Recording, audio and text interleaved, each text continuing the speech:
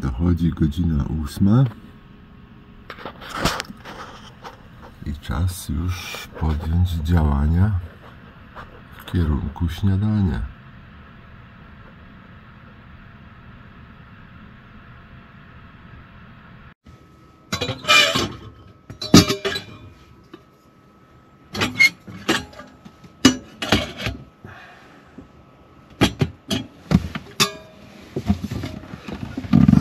Zanim zacznę rozkładać tutaj wszystko, to trzeba wody wstawić do gotowania.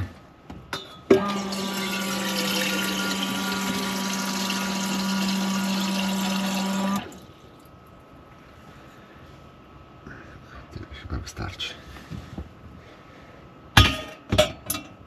Nie chcę wstawiać za dużo, żeby zbyt długo się nie gotowała.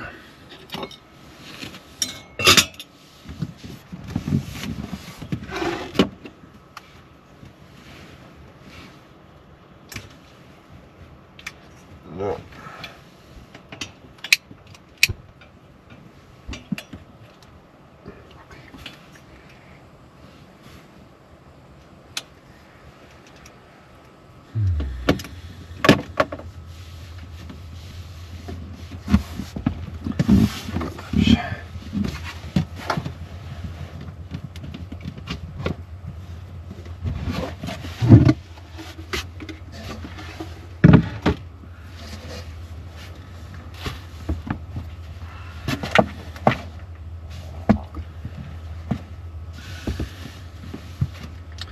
Dobra, śniadanie zjem z tamtej strony. Będzie mi wygodniej. No i tutaj kleszczyk mi się wbił. Ciekawe. Wczoraj jak tam byłem wypryskany na maksa.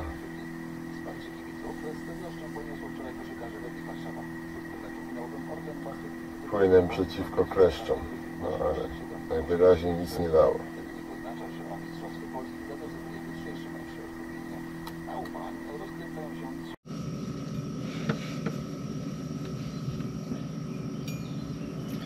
No, teraz gada trzeba usunąć. A, chyba całego wyciągnąłem.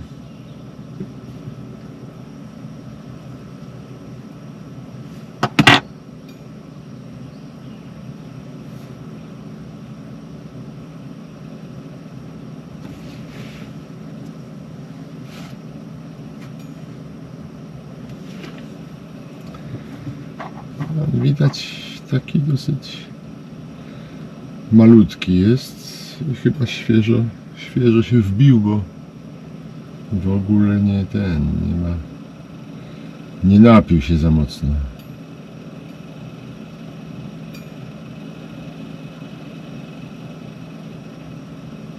No, może jednak nie całego wyciągnąłem, bo coś nie rusza się.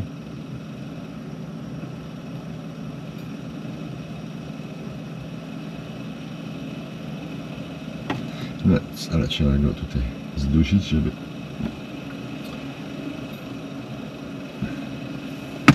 nie poszedł gdzieś dalej.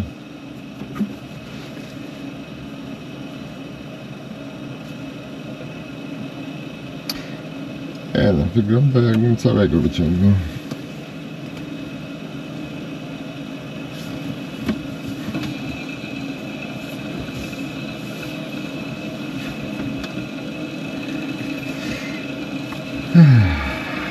Widać, więcej nie widać.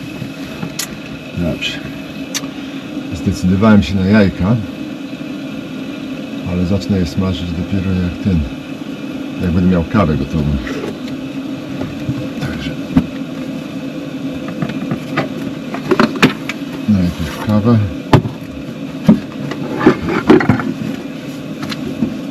Później jajka.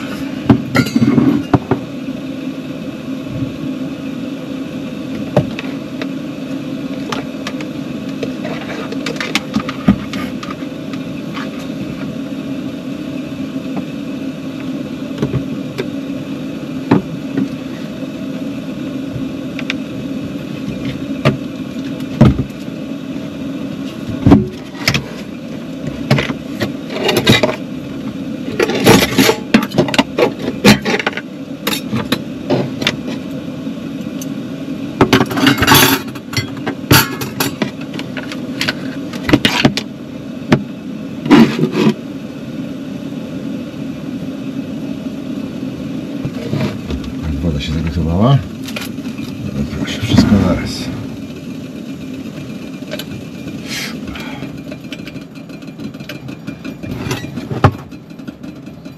Zwiększamy wyciąg.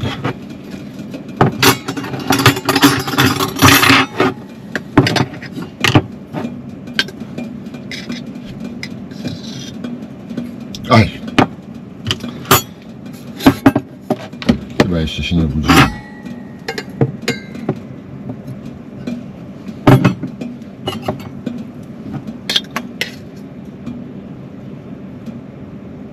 Ale taki duży kubek, że pomyślałem, że tam trzeba wsypać.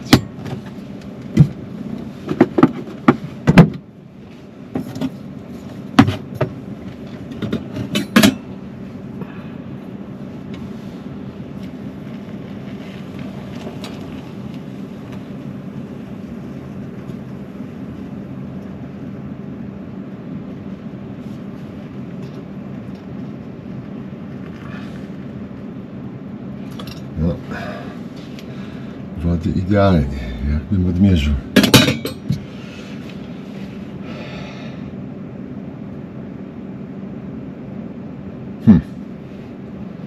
Może jednak tą jajecznicę usmażę. Tylko znów muszę się przesiąść.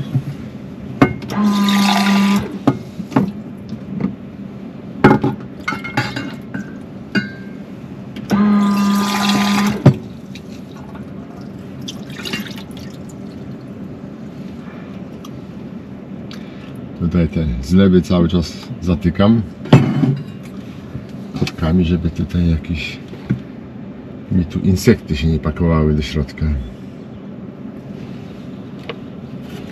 No tak, teraz z tą kawą jak tu się przesiąść?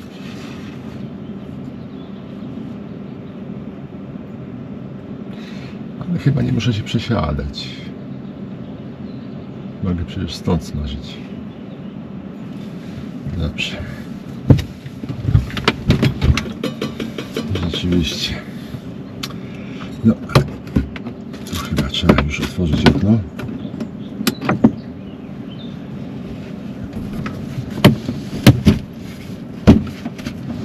Bo zaczyna być tu gorąco.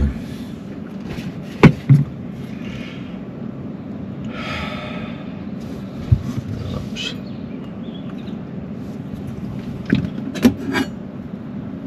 Dodam na dół, to przesunę tam.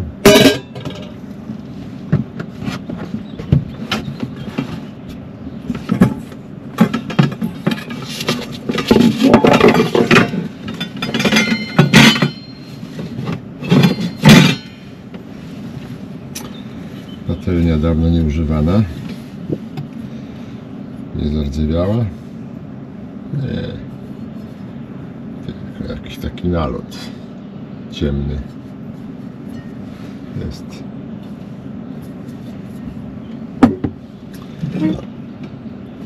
A to będę z patelni jadł, to nie ma ten, nie ma potrzeby chyba. Może na chleb. Na chleb talerzyk.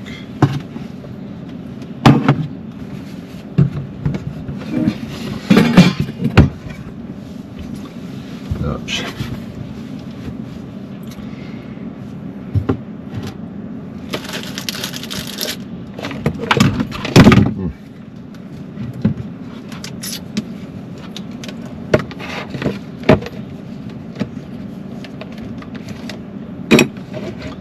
Tutaj kamera się ładuje. Nie, to tutaj ma kiepskie styki i czasami wystarczy kablem ruszyć, żeby przestała się ładować. Muszę cały czas pilnować tego ładowania. Dobrze, to przestawię tutaj.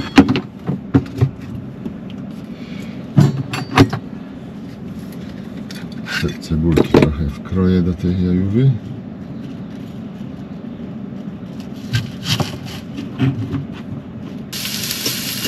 O, w tej pozycji też można tutaj smażyć. Daleko nie jest.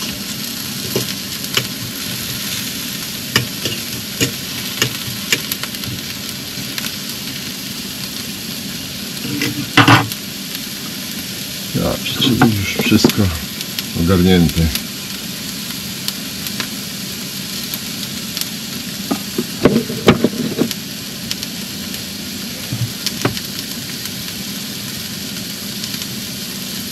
Dobrze.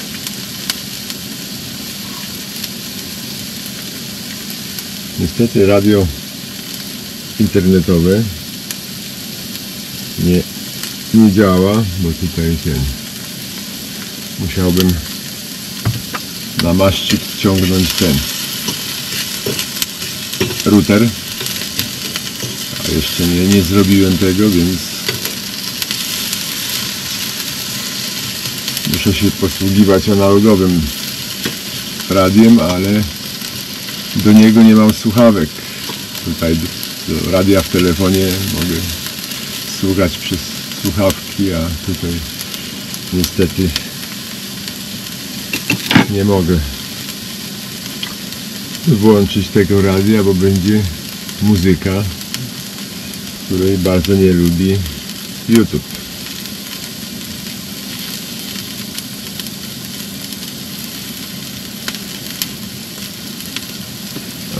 Z drugiej strony też otworzę.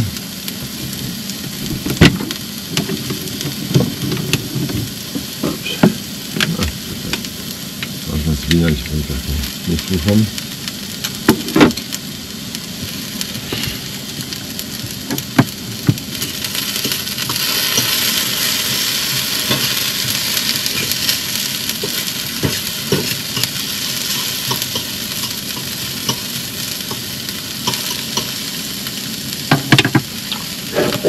I teraz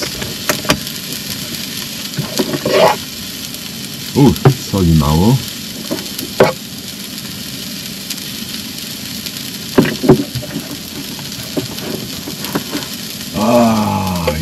Pieprz został w domu. No cóż, dzisiaj bez pieprzu.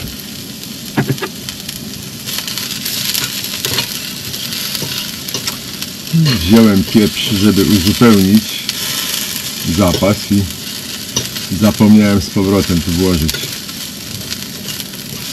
do przypraw.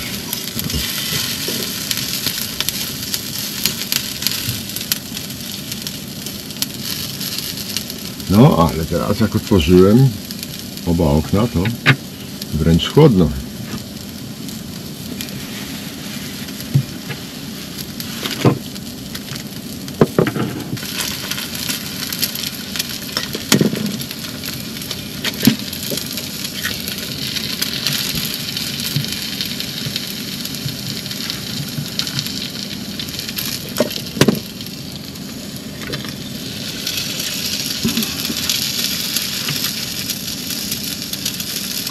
No, jakiś komar wpadł.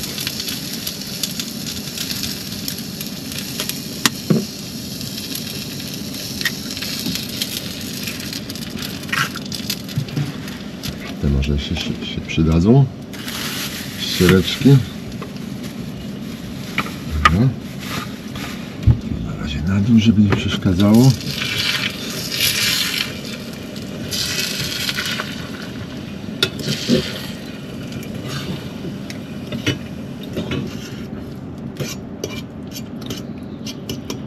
No i jajecznica gotowa. Teraz rzeczywiście, żeby się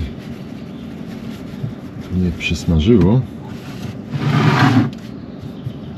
To już chyba nie jest tak gorące. Zresztą.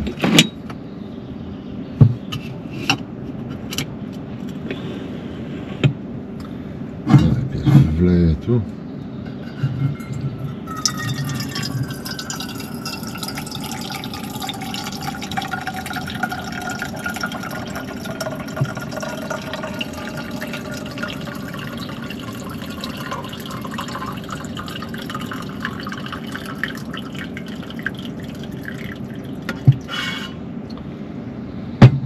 Udało się bez rozlewania. Dobrze, a teraz tutaj dam jajecznicę.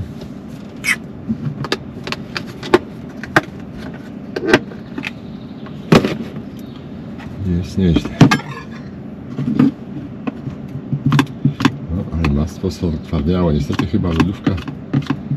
Tak, lodówka chodziła całą noc.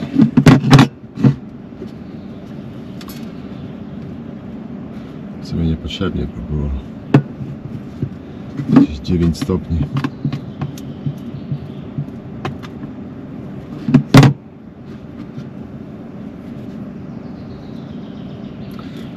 W nocy.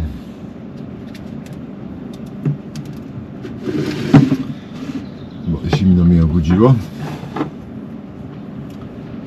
Bo wewnątrz było tam chyba 14, 9 na zewnątrz, 14 w środku, więc musiałem oprócz tego śpiwora wziąć jeszcze kocyk, wyciągnąć, bo nie przykryłem się od razu kocykiem. Później jak się jeszcze kocykiem dokryłem, było już dobrze. Do rana już się spało sympatycznie, tylko że chyba gdzieś koło, jak zamknę, bo ten przewiew jest za duży.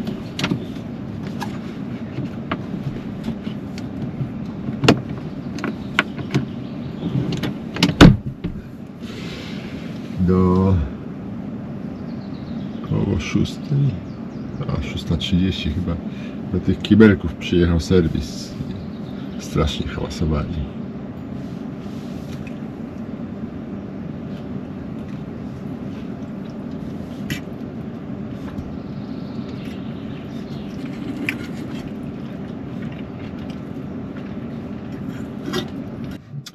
No i teraz trochę relaksu z kawą, dopijając kawę. Człowiek trochę pokontempluje.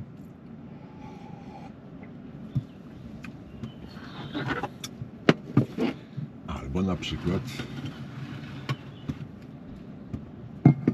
jakąś opowieść posnuje morską.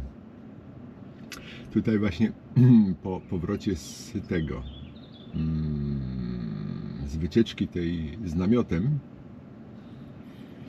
rozłożyły mnie też, oprócz żebra, kręgosłup mnie rozłożył, bo sparaliżowało mnie i niestety ten kręgosłup zepsułem sobie w zasadzie sam. I to w zasadzie jednym głupim ruchem. Mianowicie w wieku gdzieś chyba 32 lat byłem na statku OBO.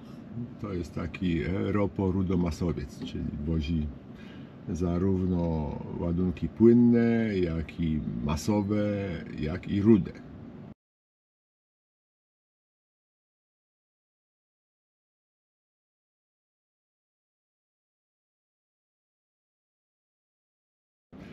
Ruda wyróżnia się od pozostałych ładunków masowych tym, że ma bardzo duży ciężar właściwy, czyli jest bardzo ciężka i gdyby ją załadować we wszystkie ładownie, tak porówno, to byłoby tam powiedzmy pół metra tylko nasypane w każdej ładowni, no może metr tylko w każdej ładowni.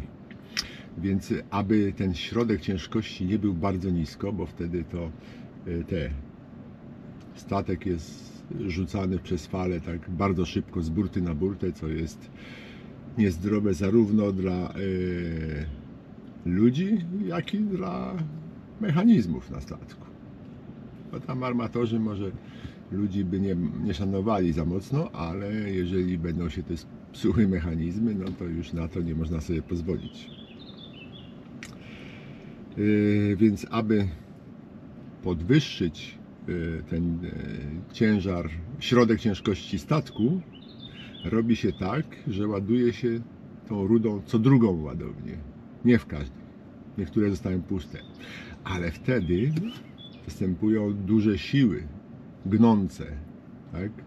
Że tu jedna ładownia chce wyjść, a druga chce zatopić się. Potem następna znowuż chce się zatopić, druga chce wyjść na powierzchnię. Więc muszą mieć specjalnie mocną konstrukcję do przewozu rudy. Jeżeli co drugą ładownię, wtedy jest nasypane wyżej, no i ten środek ciężkości tam trochę wyżej idzie.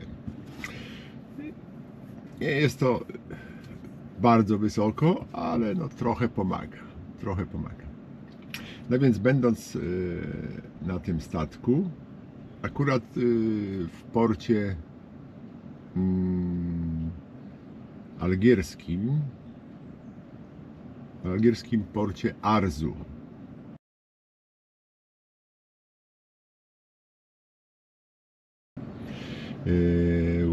ładowaliśmy ładunek płynny, taką naftę w zasadzie. Naftę, którą mieliśmy przewieźć do Stanów Zjednoczonych. I statki ładujące takie produkty te niebezpieczne, obojętnie czy to będą, powiedzmy, stałe produkty, czy płynne, zwłaszcza płynne, tak? Typu właśnie benzyna, ropa, czy właśnie taka nafta, mają obowiązek wystawiać na dziobie i na rufie takie awaryjne hole. Te awaryjne hole to są liny stalowe, które mają za zadanie być użyteczne w trakcie pożaru statku.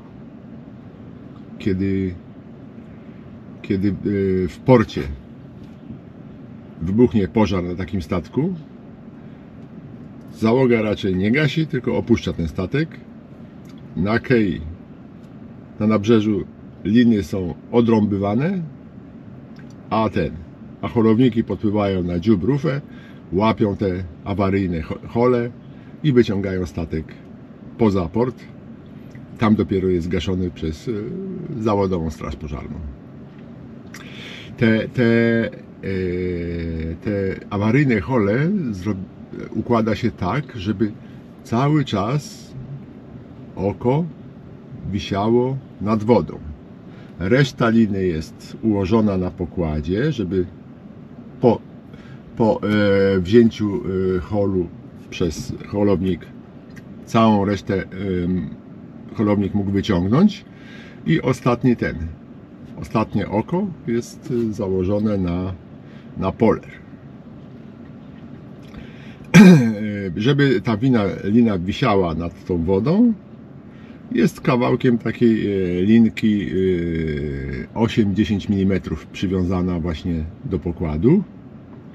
Taka linka to jest zrywana siłą, powiedzmy tam 300-400 kg, a może 500. Więc taki holownik nie ma problemu ją zerwać. I po zerwaniu wtedy cały ten ułożony luz leci za burtę i wtedy holownik ma odpowiednią długość tego holu. Po to, żeby ta lina cały czas wisiała nad wodą, a nie była zanurzona w wodzie, no załoga musi cały czas podciągać podczas załadunku, a podczas wyładunku popuszczać tą linę. No i właśnie ja poszedłem tam sprawdzić, jak tą linę, no i rzeczywiście oko już się tam zanurzało w wodzie, należało je podciągnąć. Normalnie robi to 2 ludzi, ale ja byłem dosyć wysportowany wtedy, dużo ćwiczyłem na tym statku, bo to duży statek był, 80 000 ton. Miał taką salę gimnastyczną, dobrze wyposażoną w różne sprzęty, więc tam sobie ćwiczyłem. No i tak pomyślałem, a po co będę bałał tam kogoś, przecież to sam zrobię. I rzeczywiście, no, podciągnięcie liny nie było dla mnie problemem, tylko później musiałem ją przywiązać. A tutaj taka lina, to gruba stalowa lina, no ciężka jest i żeby ją zawiązać, to raz, że musiałem sięgnąć tą linkę, która leżała gdzieś tam z boku, no 2, to jedną ręką trzymać tą linę i wiązać drugą. I prawdę mówiąc, to zwątpiłem, czy uda mi się to zrobić, bo widziałem, że ale ponieważ już odwiązałem tą linkę wcześniej, to gdybym teraz puścił tą linę, to ona cała by wyleciała. Te tam około gdzieś tam, nie wiem, czy 60 czy 80 metrów to ma, dużo. Byłoby dużo roboty z wyciąganiem jej. Więc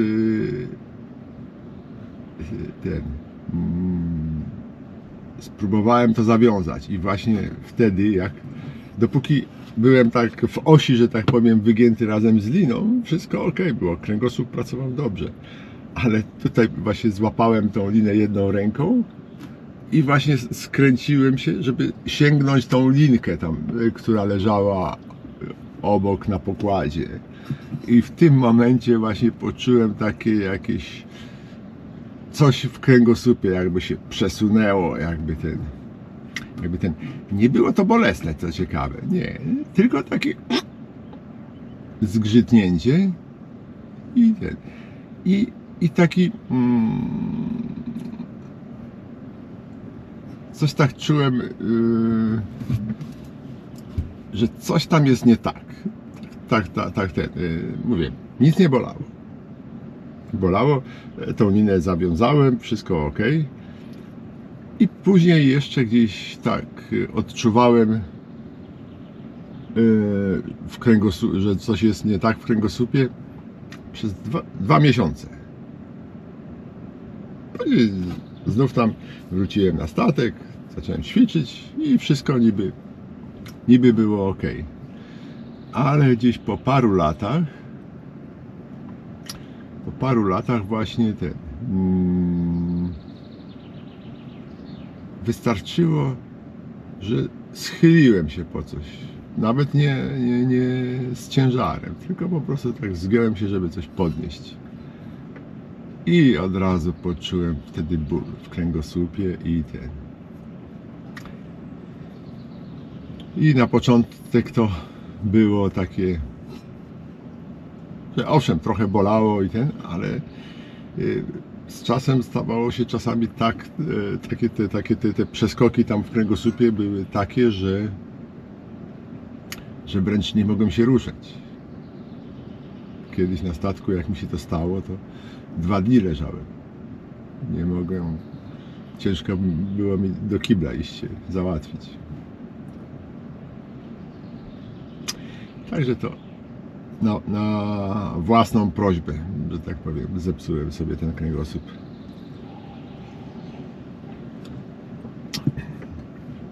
I teraz tak co jakiś czas właśnie takie ataki występują. Trudno powiedzieć, co to jest. Na zdjęciu rentgenowskim jest tam jakieś zniekształcenie tego odcinka lędźwiowego kręgosłupa. No, dzisiaj będę chciał pojechać rowerem, samym rowerem oczywiście, bez przyczepy. Pojadę rowerem odwiedzić jedno jezioro, które wydaje się być potencjalnie dobre na wędkowanie. Tylko że no, trzeba tam zobaczyć, jaki tam jest dojazd.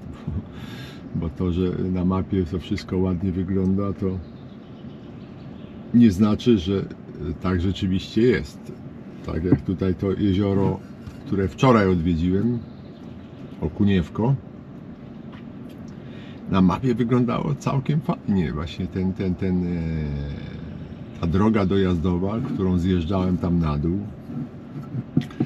na mapie wydawała się rozsądna, niezbyt duże nachylenie, uczęszczana, bo widać na geoportalu z funkcją cieniowanie było widać, że jest uczęszczana, bo takie te gorsze drogi słabiej tam widać wtedy. Te bardziej uczęszczane lepiej widać. Więc wydawało się, że nie będzie problemu. No ale rzeczywistość pokazała, że jednak tam się nie da dojechać. przyjęli, z policznikami Geigera zbadali, że występowało mimo wszystko napromieniowanie.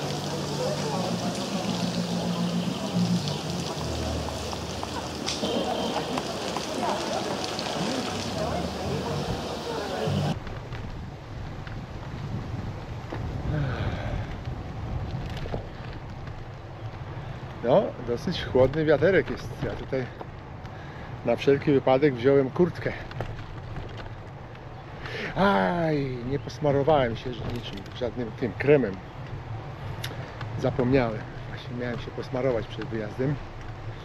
Ale zaraz dojadę do tej Kamienicy Królewskiej. Czy zaraz? No, za 15 minut. I tam sklepy są jakieś. Zresztą chcę odwiedzić, chcę wodę kupić, może piwo,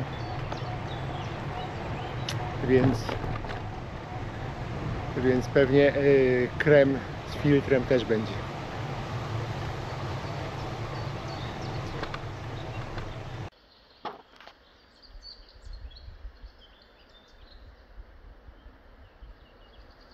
Tak wyglądają lasy mirachowskie.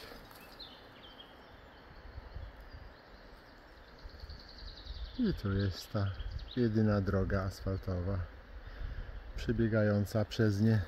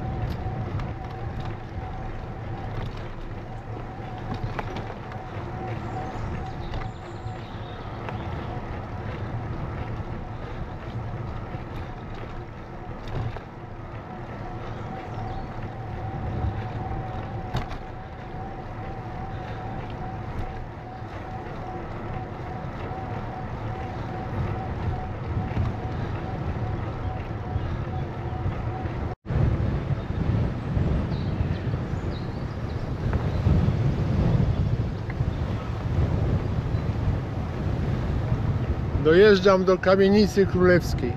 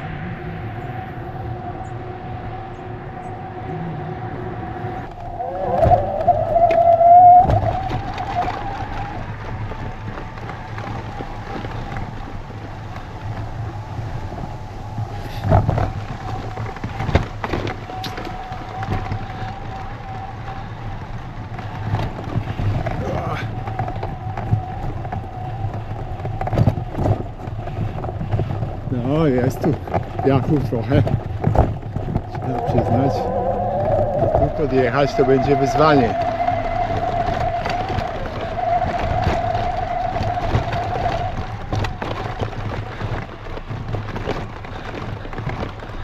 Pod górkę po piachu, no.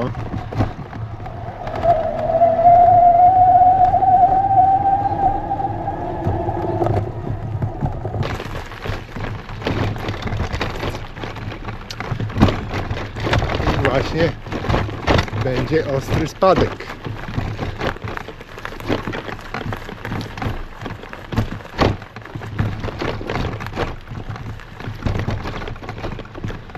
Tu chyba jest droga.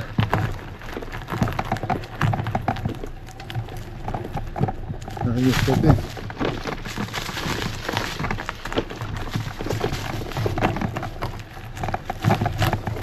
niestety nie wziąłem ze sobą piły tym razem.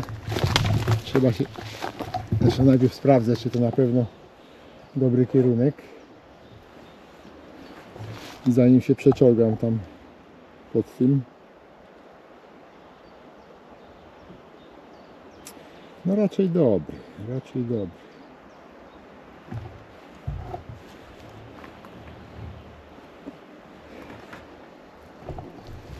Spróbuję.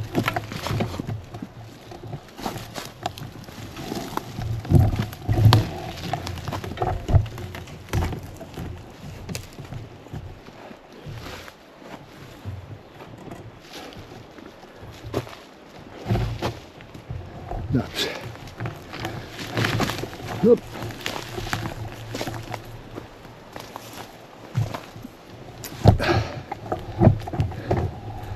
Ale coś widzę, że tutaj przyczepą będzie bardzo ciężko. Ta droga się wznosi, a zbliżam się do jeziora, czyli że za chwilę będzie duży spadek.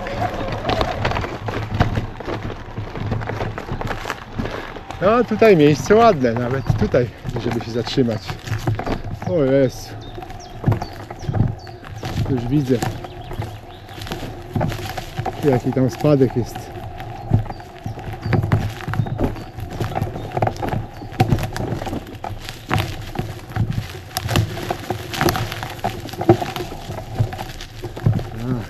A tutaj to tylko rowerem.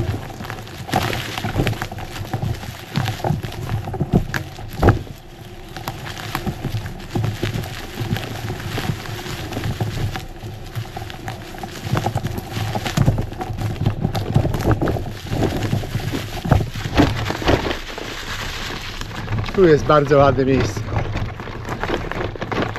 Bardzo ładne miejsce na biwak. Piękne. Tam do wody jeszcze jest trochę kawałek, ale to tam parę metrów. O, tu można zjechać nawet. Czyli dojście do wody byłoby.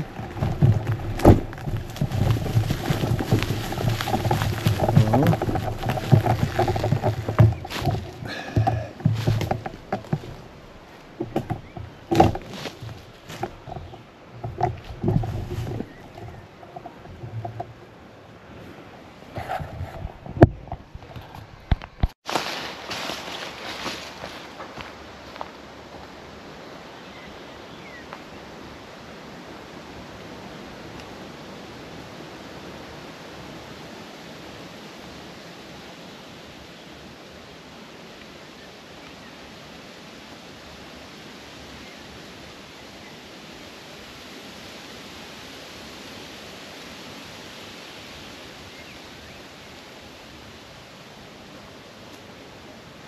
No bardzo ładne miejsce. Bardzo ładne. Tam by przyczepa stała. Tutaj bym sobie ryby łowił. Tutaj teren prywatny. Łowienie tylko za zezwoleniem. To jest tabliczka nieaktualna, bo teraz sprawdzałem w tym wykazie wód polskich. To jezioro jeszcze nie jest dzierżawione. Jest dopiero przetarg na dzierżawę.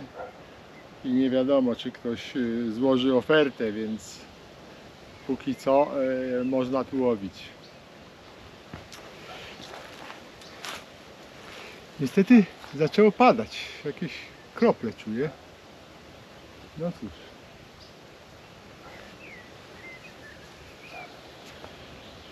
I teraz spróbuję pojechać inną trasą z powrotem, bardziej tam.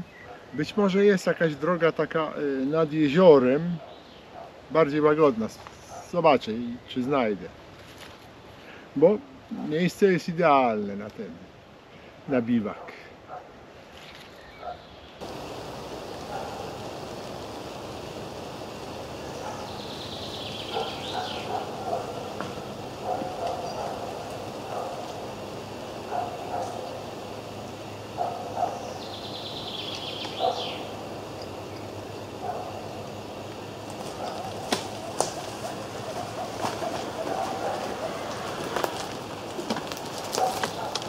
No, teraz trochę popadało, ale przestało.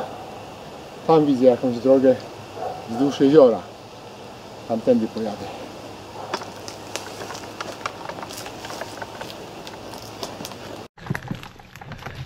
Tu jest jakaś droga. Zobaczymy w tą stronę. Tu nad jeziorem, no.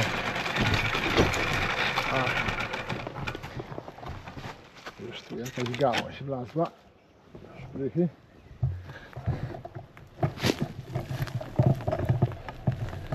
No ta dosyć taka obiecująca ta nad jeziorem droga. Oj, ale tam już jest, widzę ten ostry podjazd.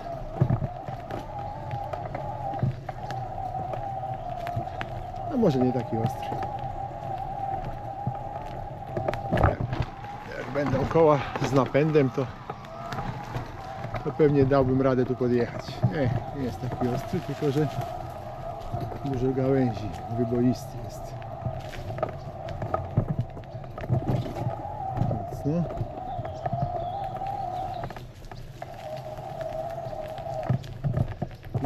Tutaj rzeczywiście z przyczepą przejechać byłaby sztuka. O, tutaj jeszcze jakiś ładny teren jest. Biwakowo ładny. Być może tutaj należałoby dojechać na to miejsce.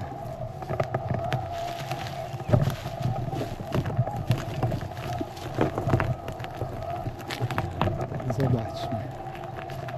Widzę, nawet chyba już ktoś się rozłożył biwakiem.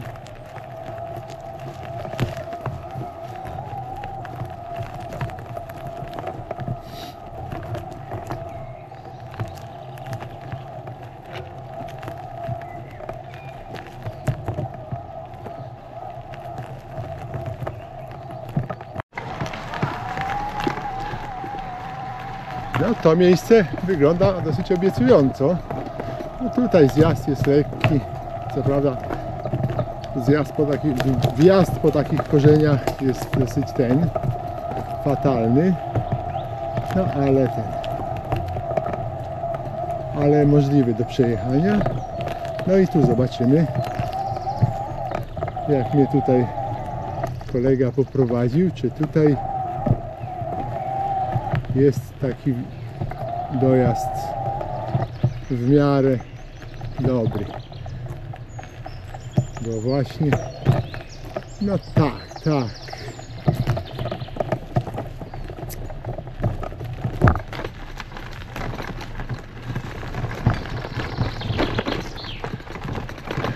Powiem tak, tu ze względu na te korzenie będzie ciężko podjechać.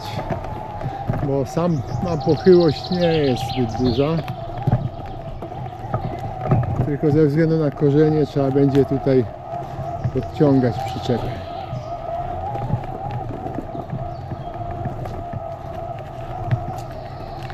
No tak, tu dalej droga jest przyzwoita, nawet bez piasku. I no te korzenie będą utrudnieniem, ale to trzeba będzie powoli jechać. Bardzo powoli.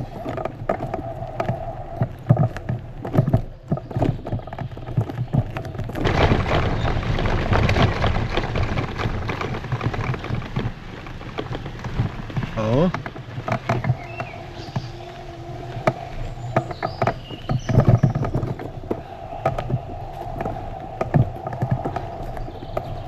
Tu jest droga, całkiem niezła.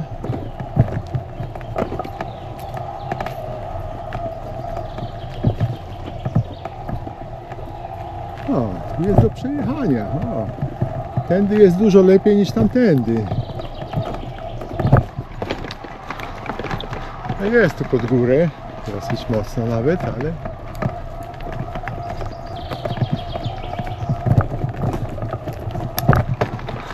no nie tak tragicznie. Tyle, że tu nie ma miejsca takiego niezacienionego notorycznie.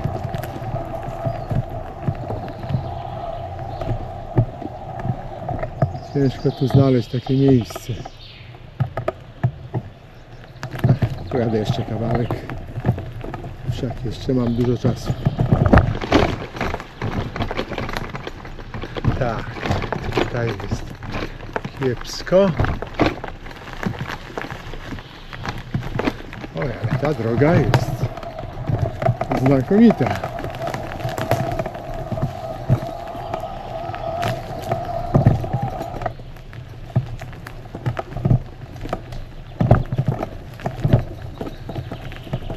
Oj, tu jest duża pochyłość, o, w tym dole tutaj. Tu ciężko, żeby czasami się nie przewróciła przyczepa. No i zdaje się, że dojeżdżam do tego miejsca właśnie biwakowego numer 2.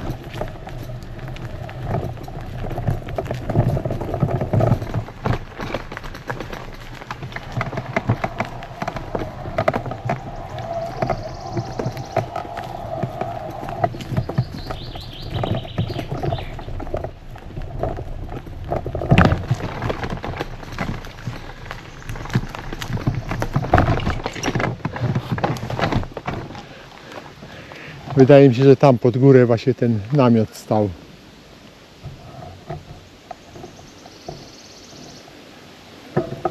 No tędy nie da się przejechać z przyczepą. Za wąsko, za pochyło.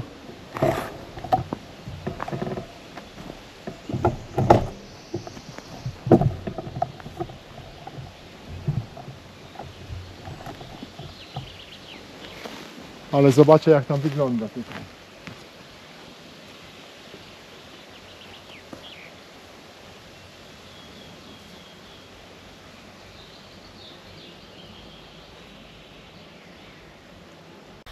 No tutaj, jak się z tego drugiego miejsca biwakowego zejdzie nad wodę, to tu jest całkiem przyjemnie. Gdyby się jeszcze dało radę tutaj przyczepę na dół spuścić, to tutaj mamy takie, tutaj przyczepę jakby ustawić, tam jest południe, czyli nie zasłonięte niczym przez pół dnia. No i miejsce, dojście do tego, do wody piękne, jak również do łowienia ryb. No ale widać, że to uczęszczane dosyć miejsce, ale to nie szkodzi. W każdym bądź razie bardzo ładne miejsce.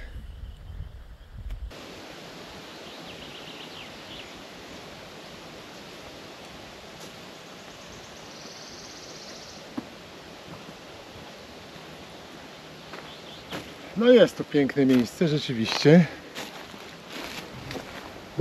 ale dojazd jest wysoce problematyczny. Nie wiem, czy będę próbował, bo jest to dosyć ryzykowne tutaj. Parę miejsc jest takich, gdzie można utknąć.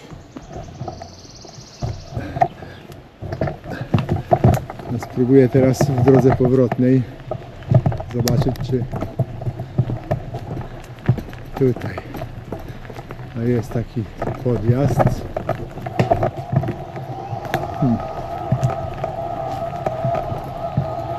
Z napędem w kołach przyczepy dałoby radę tu podjechać. Tylko w tym miejscu, w tym dołku jest bardzo pochyło. Tutaj musiałbym ręcznie prowadzić delikatnie, żeby przyczepa się nie przewróciła.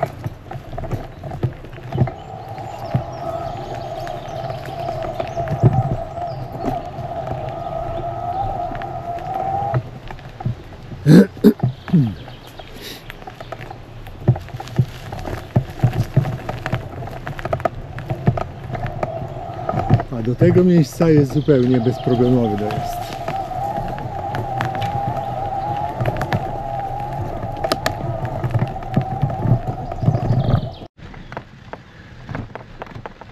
No to wracam na twardą drogę i teraz już cały czas po asfalcie do końca.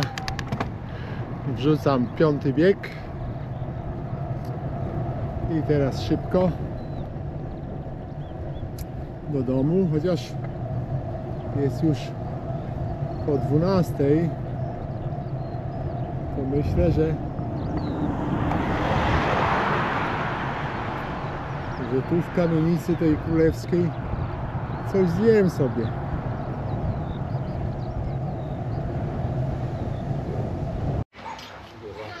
No i jednak zjem tutaj.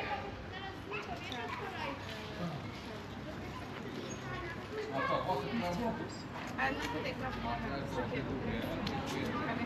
śmigło w szkawicach to był mega fajnie. Ale to jakiś czas, co nie? Bo tam nie ma co robić. I z tych nudów masz, oni mają taką grupkę znajomych i to jest takie fajne. Coś tam dostają. Że wiecie, robisz te jeżdżą przed rowerami i nie się gdzieś tam dostajesz, to dobrze. To fajne to było po prostu.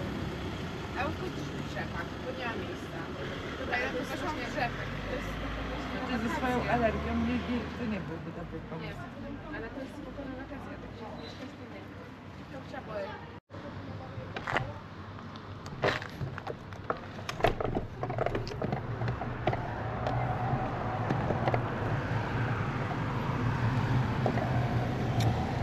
No to wracam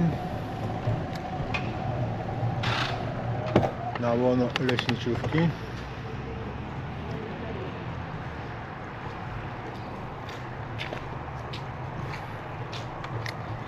Prawdę mówiąc, w życiu nie jadłem gorszej zapiekanki jak ta. O jest. Dziadostwo wyjątkowe.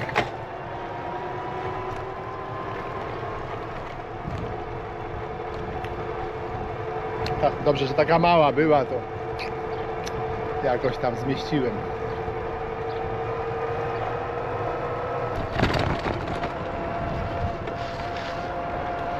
Wyjątkowo paskudny towar.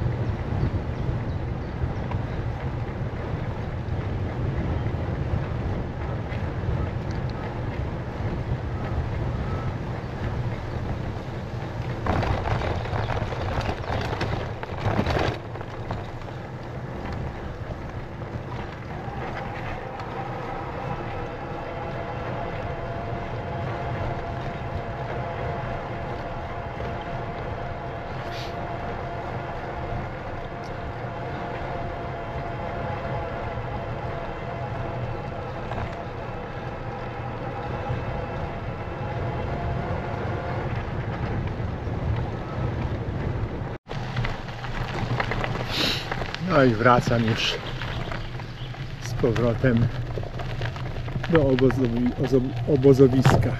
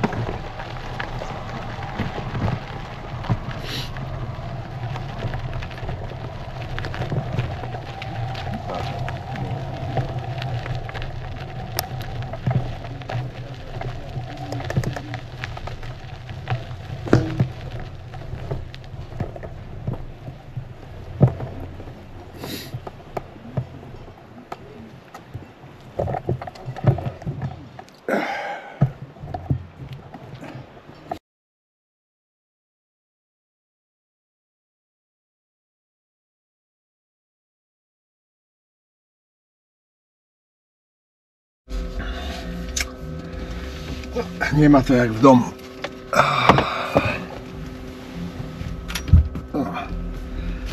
Można miękko, wygodnie sobie usiąść.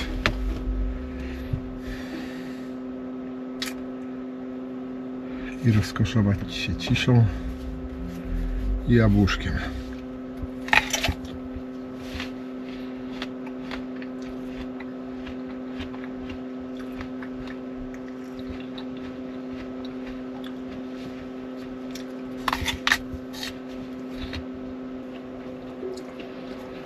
No teraz moc elektrowni między 200 a 240 W.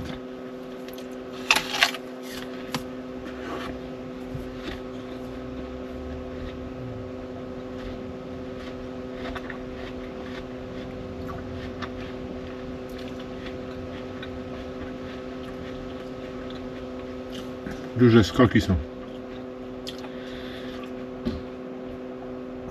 Bo słońce co chwila zachodzi za chmury i wychodzi.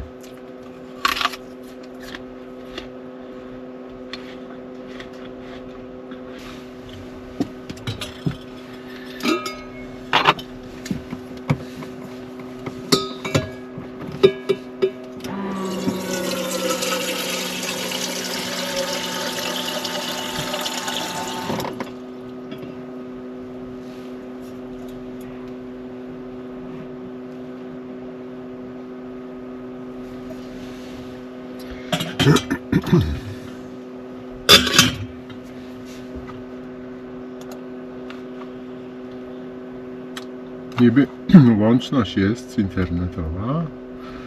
Tutaj są dostęp do internetu, 3 kreski z 4. Coś nie bardzo.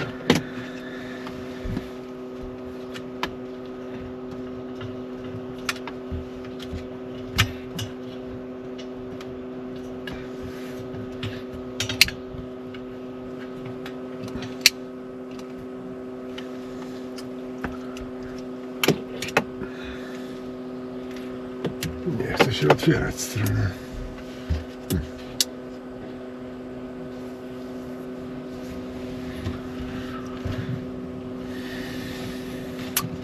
No dobrze, to inną stronę spróbujemy.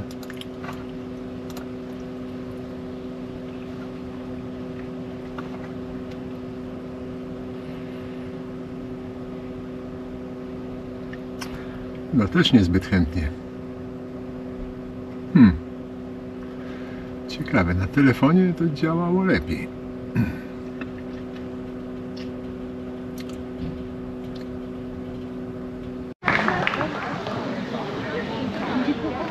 Drugi dzień festiwalu. Następny zespół.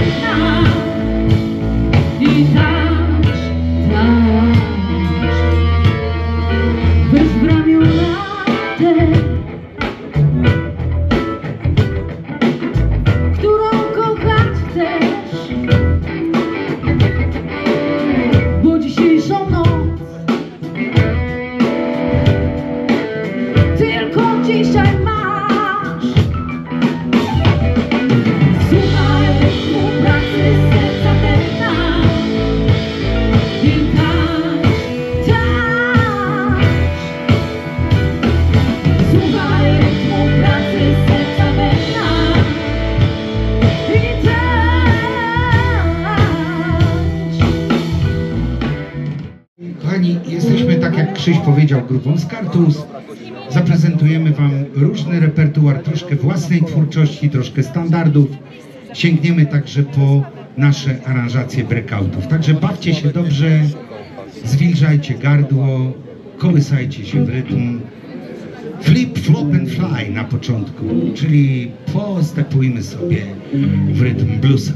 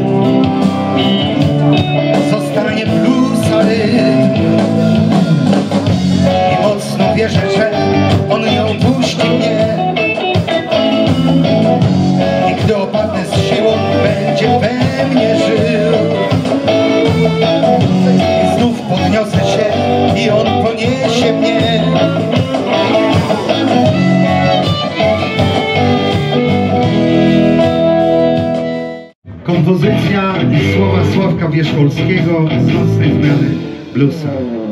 Idę do Ciebie przez mróz i upał przestrzeni czas. Idę do Ciebie przez gaje wiosek i dżunglę miast. Idę do Ciebie nocą i dniem, nie wiem gdzie. Czekasz mnie.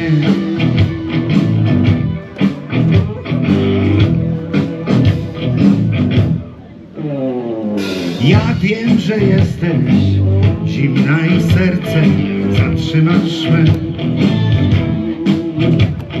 Ja wiem, że może odnajdę w Tobie nicość na dnie. Lecz idę do Ciebie nocą i dniem, nie wiem gdzie. Czekasz mnie.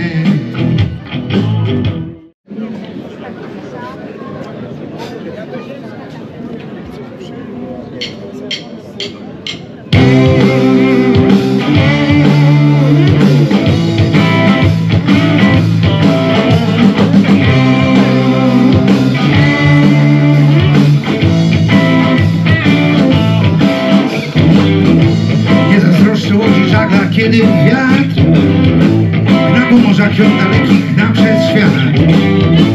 Nie zazdroszczę ptakom skrzydeł rybom płet, bo najbardziej ponad wszystko pragnę mieć, pragnę mieć, pragnę mieć. Sny kolorowe, pomaluj moje sny.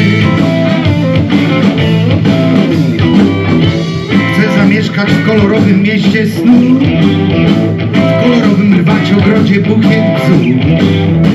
Dla dziewczyny kolorowej, która w pieśni wszystkie barwy i odcienie umie pleść.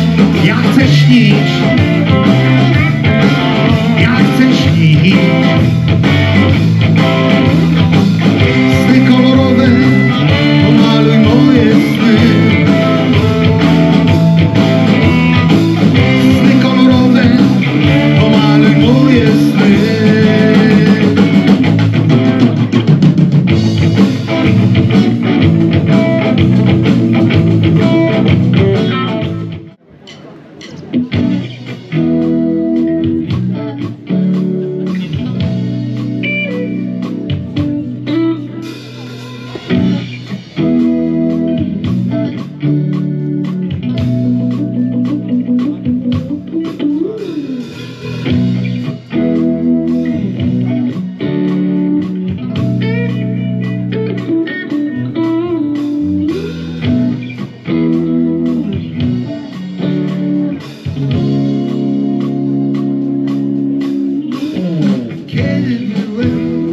Kiedy byłem małym chłopcem, hej, wziął mnie ojciec i tak do mnie rzekł: najważniejsze, co się czuje, słuchaj zawsze głosu serca, hej. Hej. Kiedy byłem dużym chłopcem, hej, wziął mnie ojciec i tak do mnie rzekł: głosem serca się nie kieruj, tylko forsa ważna w życiu jest.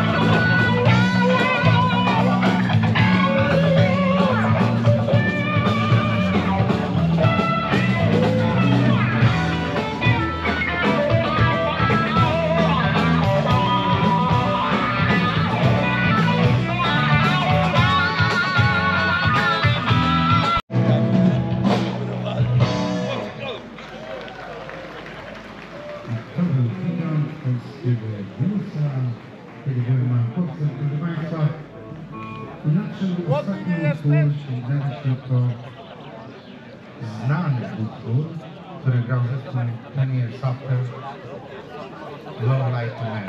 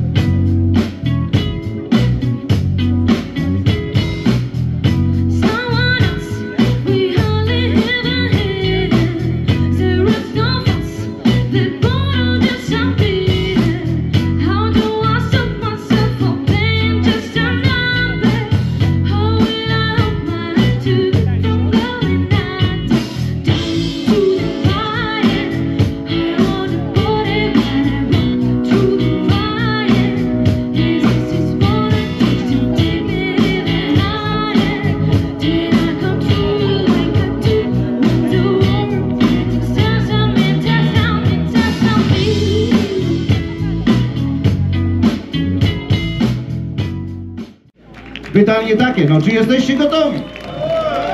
Czy jesteście gotowi? Na bębnach Łukasz Kowalczyk, Kowal!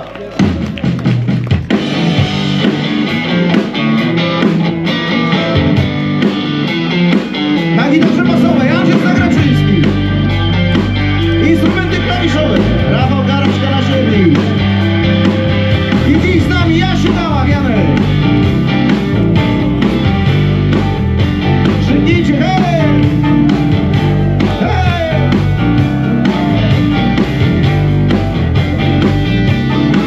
I was born in the middle of the 70s and the world was waiting for me. Sand and million bad what I'm going to choose. So many times here I turn on radio and search for some kind of an inspiration. But the words all in vain. Too many roads, too many routes, too many what I'll choose. I'm searching. Yes, I'm searching,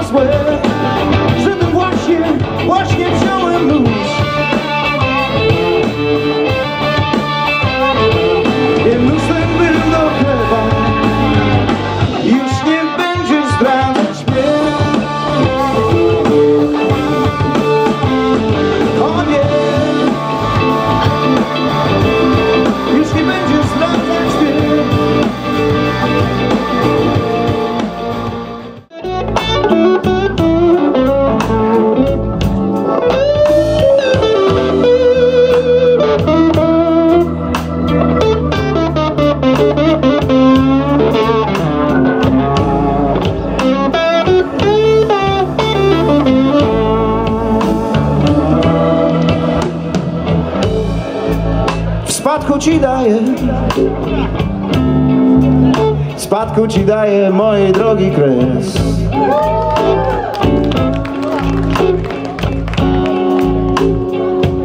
Jeśli chcesz, spróbuj iść od nowa.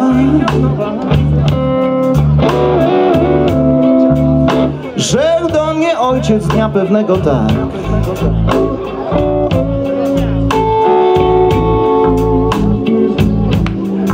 Zostawię ci też próg.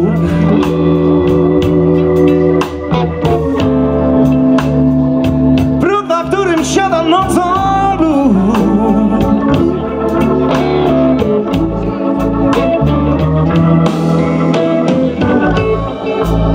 W spadku ci daję, w spadku ci daję prosto w oczy wiatr.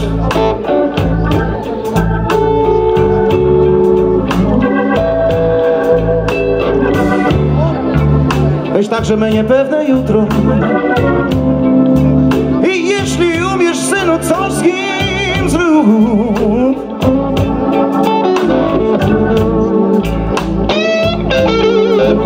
Zostawię ci też próg. Próg, na którym siada nocą blues. Na którym siada blues.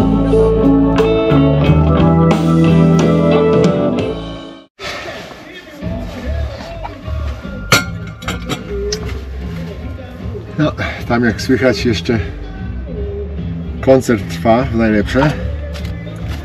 Ale wróciłem tutaj, bo zostawiłem okno otwarte i obawiałem się, że naleci mi tu tych meszek znowu. Ale dzisiaj jakoś trochę ich mniej jest i nie naleciało. A już nie chce mi się wracać tam, bo nie ma ich dużo, ale są. I są i gryzą oczywiście.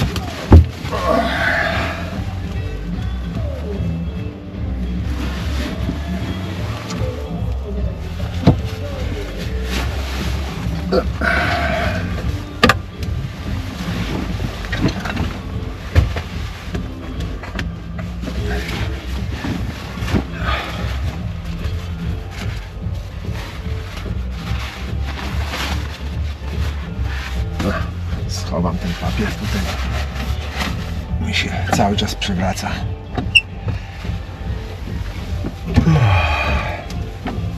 No, fajne były występy, koncerty przez te 2 dni.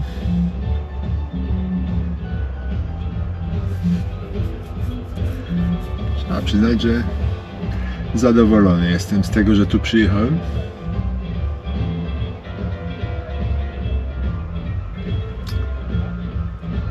No i teraz trzeba by tak założyć, zaciągnąć żaluzje.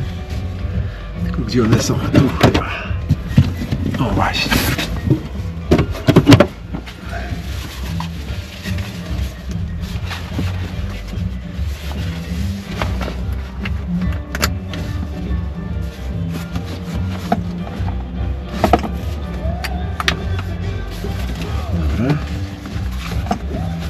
Jedna, a druga też tutaj, tylko nie wyciągnąłem.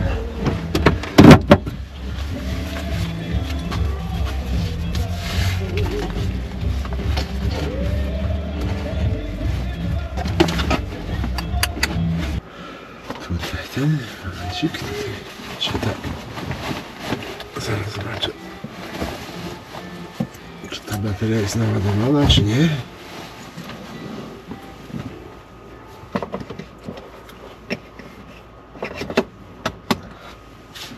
Naładowana. Aha, no to wymienię to z tego baterii. Dobrze. No to wygląda na to, że to koniec tego filmu, bo teraz muszę wyciągnąć baterię z kamery, tu załadować, no a później zrobić sobie spanie. Także dziękuję za obejrzenie. tego filmu i jutro film z powrotu będzie.